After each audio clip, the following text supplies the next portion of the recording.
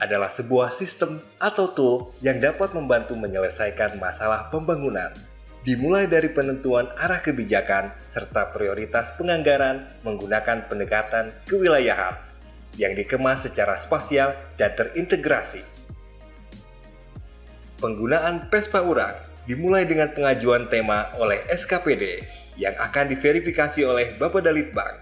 Kemudian dilakukan penginputan sub-sub kegiatan yang mendukung penuntasan masalah sesuai tema yang terpilih. Setelah itu, dilakukan penginputan anggaran per wilayah penuntasan tema terpilih berdasarkan sub-sub kegiatan yang telah diinput. Anggaran yang telah terinput akan diverifikasi oleh TAPD dan akan tervisualisasikan dalam bentuk spasial. Dengan demikian, diharapkan PESPA Urang dapat memberikan gambaran sebagai tahapan awal penentuan prioritas anggaran berbasis kewilayahan. Assalamualaikum warahmatullahi wabarakatuh. Saya Iwan Setiawan, PLT Bupati Bogor, mendukung. Dengan ini mendukung. Dengan ini mendukung.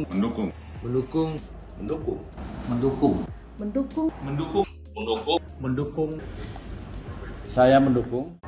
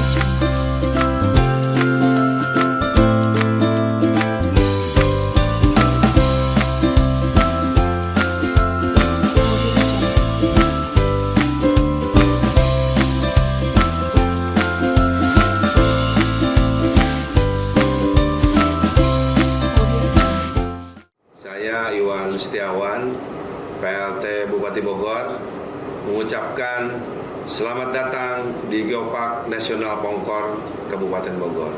Salam Geopark.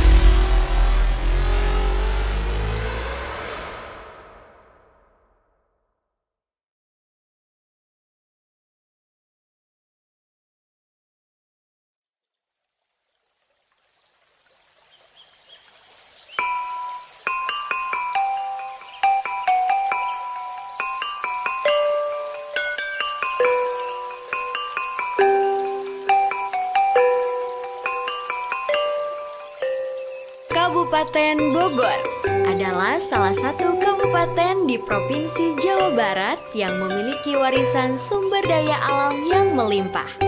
Salah satu bentuk warisan sumber daya alam tersebut adalah warisan geologi yang spesifik. Dengan ciri geologi yang unik, langka dan khas, yang kaya akan mineralisasi seperti emas, perak, tembaga, galena, dan sebagainya.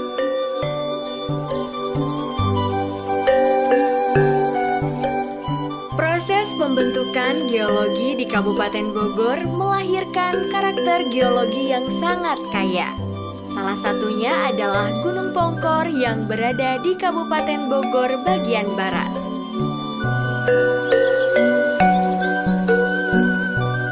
Karakteristik geologi Gunung Pongkor dinilai sangat luar biasa karena memiliki kekhasan tersendiri.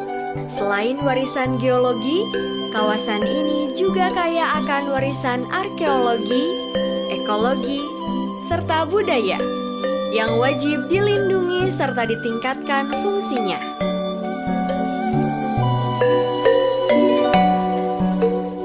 Dalam menjaga dan melestarikan alam di Kabupaten Bogor, pemerintah Kabupaten Bogor bersama seluruh elemen terkait berperan mengembangkan kawasan Pongkor dan sekitarnya melalui konsep Geopark Pongkor. Geopark Pongkor diaplikasikan sebagai instrumen pembangunan daerah Kabupaten Bogor bagian barat secara berkelanjutan yang didasarkan pada aspek konservasi, pendidikan, dan penumbuhan nilai ekonomi lokal, salah satunya melalui pariwisata dan keterlibatan masyarakat setempat secara aktif.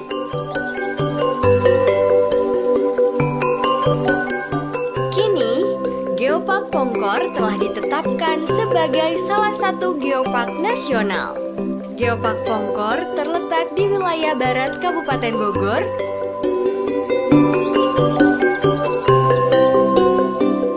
dengan luas wilayah sekitar 130.157,47 hektar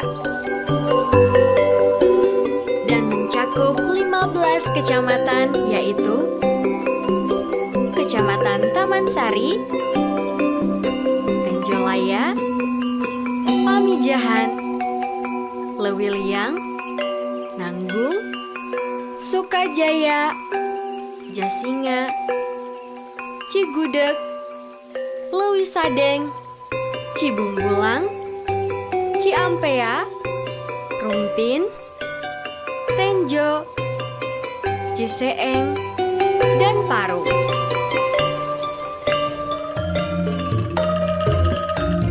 Dengan bentukan morfologi berupa perbukitan terjal hingga pegunungan di bagian selatan, dan perbukitan bergelombang lemah hingga daratan di bagian utara. Geopark Pongkor memiliki total 92 situs yang terbagi menjadi 10 kawasan situs geologi dengan 49 lokasi situs, 43 situs warisan, dan 17 wisata yang terkategorikan ke dalam 3 kategori, yaitu Geodiversity, Biodiversity, dan Culture Diversity. Adapun 10 geosite yang berada di Geopark Nasional Pongkor antara lain Situs Geologi Pongkor, Situs Geologi Panenjoan, Situs Geologi Manapa, Situs Geologi Pabangbon, Situs Geologi Cianten, Situs Geologi Pamijahan, Situs Geologi Tenjolaya, Situs Geologi Cibalai, Situs Geologi Gunung Munara, dan Situs Geologi Gunung Panjang. Dengan memiliki kekayaan alam yang sangat luar biasa, kita wajib menjaga dan melestarikannya untuk keberlangsungan warisan alam yang telah diberikan. Selain itu, juga untuk kesejahteraan masyarakat yang ada di sekitarnya. Geopark Pongkor memuliakan warisan bumi untuk mensejahterakan masyarakat. Kita jaga alam, alam jaga kita. Ayo berkunjung ke Geopark Pongkor.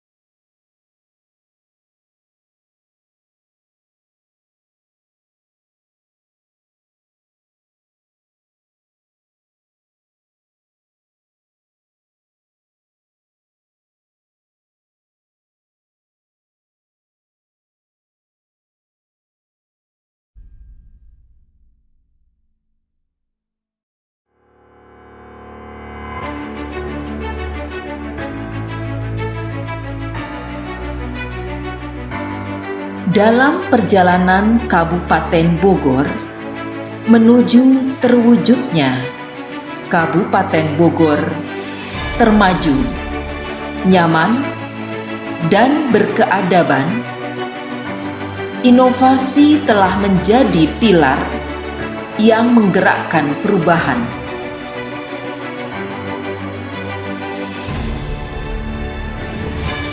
Selama 8 tahun, Lomba Gelar Inovasi Daerah Kabupaten Bogor telah menjadi jendela yang mendorong semangat kreativitas dan kemajuan masyarakat Kabupaten Bogor.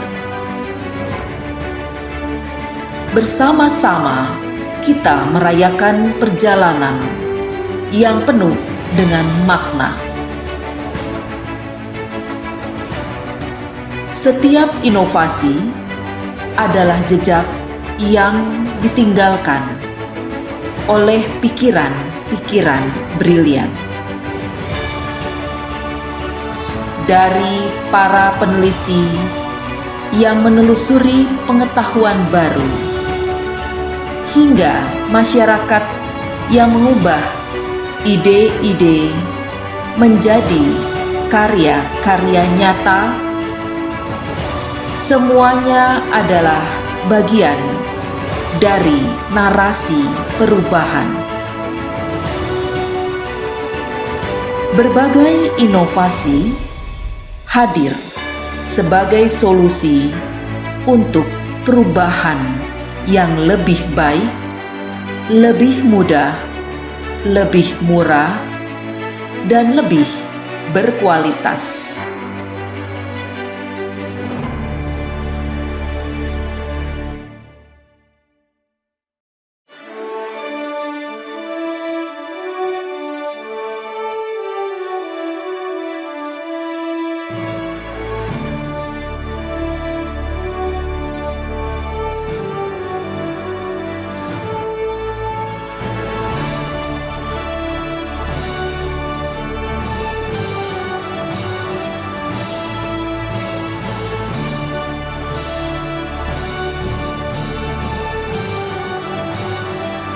Teknologi yang berdampak positif bagi kesejahteraan dan kemandirian masyarakat, serta pengelolaan sosial dan lingkungan yang bertanggung jawab.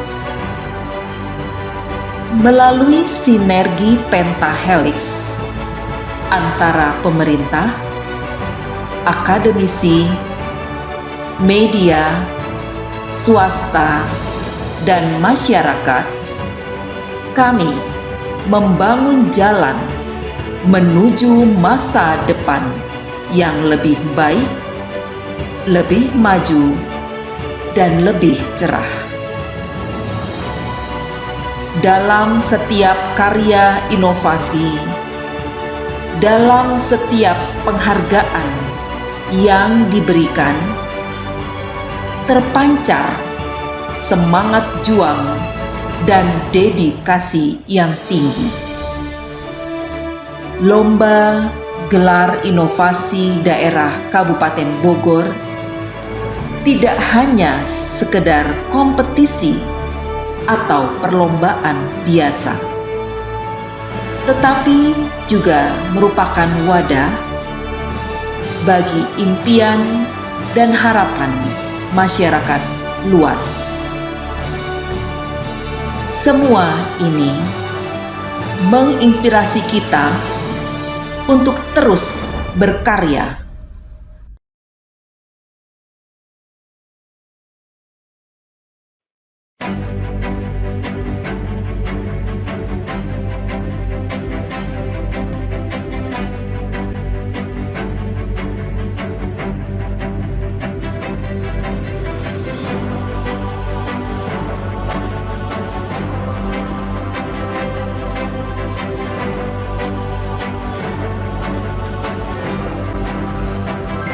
Dari inovasi yang dibangun dengan hati, kita melihat hasilnya berdampak sangat positif dalam kehidupan sehari-hari. Ekonomi maju dan berkembang, masyarakat sejahtera dan mandiri, serta Kabupaten Bogor semakin maju. Namun ini semua hanya permulaan dari apa yang dapat kita capai bersama. Kami berterima kasih kepada semua yang telah menjadi bagian dari perjalanan ini. Para inovator, para peneliti, pelajar, mahasiswa, dosen, aparatur sipil negara, swasta, media, masyarakat, dan semua pihak yang telah berkontribusi. Semangat inovasi akan terus hidup membawa Kabupaten Bogor menuju masa depan yang penuh prestasi dan kejayaan. Dan sambil melangkah maju, kita memandang masa depan dengan penuh optimisme. Mari kita terus berkreasi, terus berinovasi, terus berkolaborasi, dan terus meraih prestasi. Gelar Inovasi Daerah Kabupaten Bogor telah mengukir jejak yang tidak terhapuskan.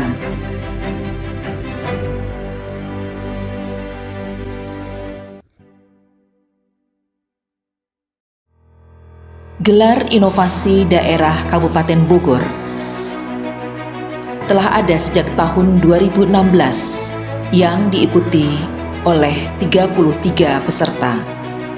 Pada saat itu, belum ada kategori terhadap peserta.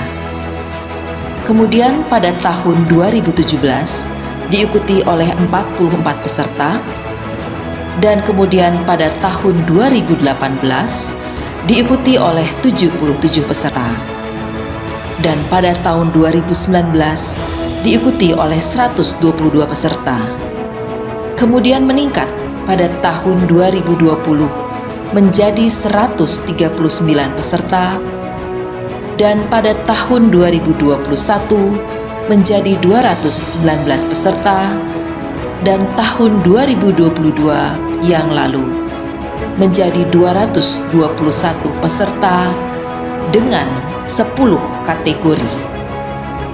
Kategori dalam Lomba Gelar Inovasi Daerah Kabupaten Bogor terdiri dari 10 kategori, yaitu kategori pelajar SMP atau Madrasah Tsanawiyah, kategori pelajar SMA atau SMK atau MAN, kategori mahasiswa, kategori dosen peneliti, kategori desa kelurahan, kategori kecamatan, kategori puskesmas, kategori perangkat daerah, kategori masyarakat, dan yang terakhir adalah kategori Duta Inovasi Desa, di mana pada Duta Inovasi Desa, semua mahasiswa yang KKN atau PKL di Kabupaten Bogor menjadi agent of change dan mengabdikan ilmunya untuk menjadi duta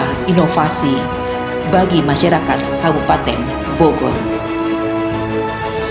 Terima kasih Gelar Inovasi Daerah Kabupaten Bogor atas 8 tahun perjalanan yang penuh arti dan penuh inspirasi. Mari kita lanjutkan perjalanan ini dengan semangat dan harapan menuju masa depan yang kita idam-idamkan.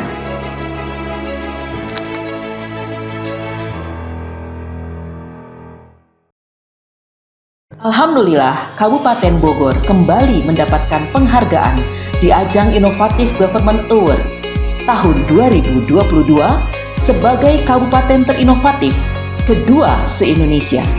Untuk memenangkan Innovative Government Award tahun 2022, PLT Bupati Bogor, Iwan Setiawan, memaparkan 2 inovasi daerah, yakni aplikasi layanan pajak bumi dan bangunan bergerak, PBB Mobile, dan instalasi Pusat Nyeri Bogor, Bogor Pain Center di RSUD Ciawi. PBB Mobile diluncurkan Pemkab Bogor untuk memberikan kemudahan bagi masyarakat dengan menyediakan beberapa fitur pelayanan perpajakan. Sementara layanan Bogor Pain Center atau instalasi manajemen nyeri diluncurkan Pemkab Bogor dalam bentuk klinik nyeri di RSUD Ciawi merupakan instalasi rumah sakit pertama di Indonesia yang memberikan layanan multidisiplin dalam penanganan nyeri. PLT Bupati Bogor ingin terus melahirkan inovasi dan terobosan pembangunan yang manfaatnya dapat dirasakan oleh masyarakat. Yakin gizi anak sudah terpenuhi dengan baik?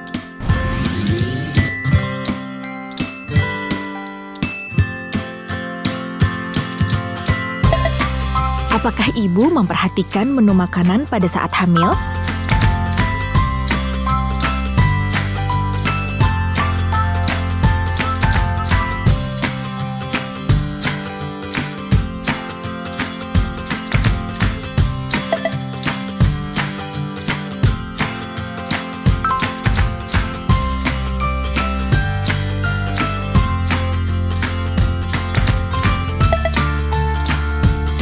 Dan rutin memeriksakan diri?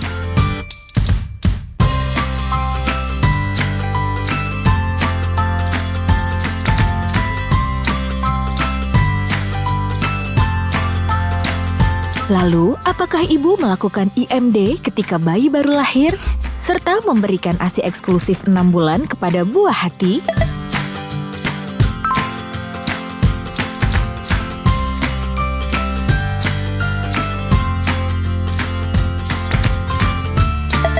Juga menjaga kebersihan dan sanitasi.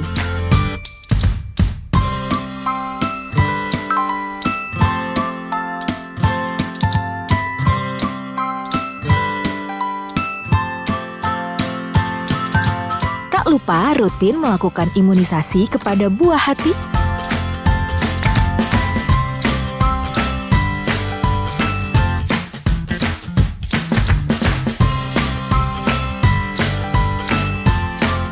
Karena jika tidak, maka bisa saja buah hati ibu mengalami stunting.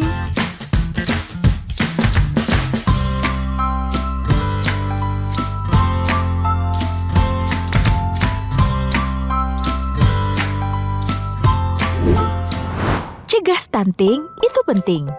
Stunting adalah kondisi gagal tumbuh pada anak akibat kekurangan gizi kronis, terutama dalam 1000 hari pertama kehidupan. Anak stunting cenderung lebih pendek dibanding anak seusianya. Stunting dapat dicegah dengan gizi dan sanitasi. Pemenuhan gizi yang baik dapat dipenuhi dimulai dari ibu hamil.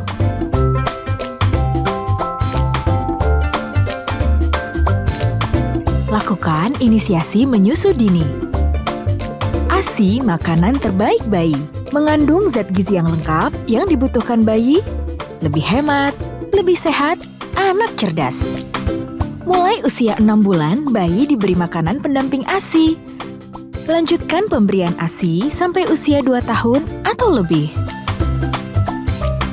Kemudian, jangan lupa secara teratur membawa balita ke posyandu dan lengkapi imunisasinya. Faktor lain yang dapat mencegah terjadinya stunting adalah sanitasi yang sehat. Gunakan air bersih karena dapat mencegah dari penyakit diare, tifus, disentri, dan lain-lainnya. Cuci tangan pakai sabun dengan air mengalir. Gunakan selalu jamban sehat, menghindari lalat bersentuhan dengan kotoran kita, dan tidak mencemari sumber air. Cegah stunting itu penting. Cukupi gizi, lengkapi imunisasi, dan perbaiki sanitasi. Yuk ibu, jangan biarkan masa depan si kecil hilang akibat stunting. Stunting. Stunting merupakan gangguan tumbuh kembang yang bisa terjadi pada anak akibat kekurangan gizi kronis pada periode awal pertumbuhannya. Stunting memiliki gejala seperti postur anak lebih pendek dari usianya, proporsi tubuh cenderung normal tetapi anak tampak lebih muda atau kecil untuk usianya, berat badan rendah untuk anak seusianya, serta pertumbuhan tulang tertunda. Diperkirakan 20% kasus stunting dimulai sejak dalam kandungan. Nah, penyebab stunting bisa terjadi karena adanya praktek pengasuhan yang tidak baik, terbatasnya layanan kesehatan termasuk layanan ANC atau antenatal care, postnatal, dan pembelajaran dini yang berkualitas, kurangnya akses ke makanan bergizi, serta kurangnya akses ke air bersih dan sanitasi. Selain itu, stunting juga memiliki dampak pada jangka pendek dan jangka panjang, seperti meningkatkan risiko kematian, lebih rentan terkena penyakit infeksi, berisiko mengalami penurunan kemampuan intelektual dan produktivitas, serta terkena penyakit degeneratif atau penyakit jantung, diabetes, stroke, dan osteoporosis di masa mendatang. Tanpa nutrisi yang baik, seorang anak dapat mengalami kerusakan yang serius dan sering terjadi gangguan permanen pada perkembangan otak dan tubuh. Efek stunting akan berdampak seumur hidup dan dapat berlanjut dari satu generasi ke generasi berikutnya. Anak perempuan dengan kondisi stunting akan tumbuh menjadi ibu dengan nutrisi yang buruk, kemudian melahirkan bayi dengan gizi buruk. Menurut data Riskesdas 2018 Kementerian Kesehatan Republik Indonesia, kategori proporsi status gizi sangat pendek pada tahun 2007 adalah 18,8%, lalu turun menjadi 18% pada tahun 2013 dan 11,5% pada tahun 2018. Stunting hampir tidak selalu dapat disembuhkan, namun stunting dapat dicegah dari dini dengan pola hidup sehat, gizi seimbang ditambah suplemen tambah darah atau tablet FE sejak remaja, menjaga kesehatan fisik, emosi, dan gizi seimbang saat hamil, tidak lupa untuk rajin periksa kehamilan dan beri stimulasi pada janin, berikan ASI eksklusif, pengasuhan ASI asuh, gizi seimbang, dan pantau tumbuh kembang anak. Dengan memberikan nutrisi dan pengasuhan yang tepat pada 1000 hari pertama kehidupan, anak Indonesia akan menjadi generasi emas yang bebas stunting.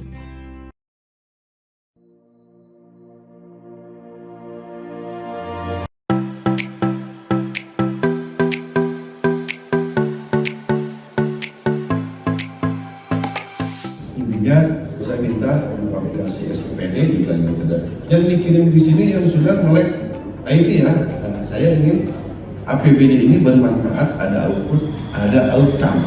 Dan dengan mengucapkan bismillahirrahmanirrahim, acara mengingatkan SPD tahun 2024, saya dari Bupati Bogor dengan IFMI dibuka. Terima kasih.